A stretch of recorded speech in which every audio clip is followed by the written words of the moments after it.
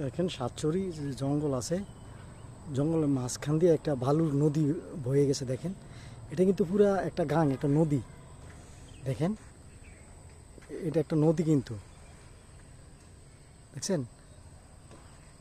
এ দেখেন, এ দেখেন সাতচুরি এই উদ্যানের একটা এই শুকনো বালুর দেখাচ্ছি আপনাদেরকে নদী।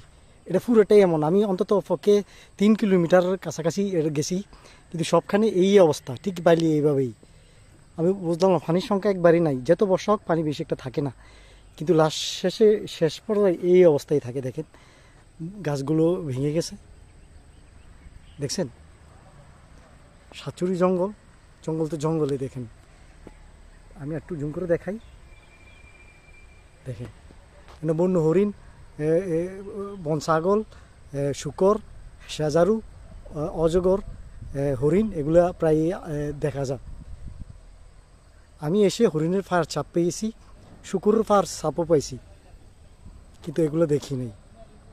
দেখছেন?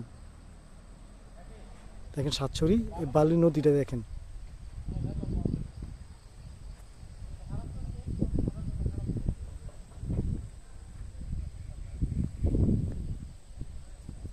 দেখছেন?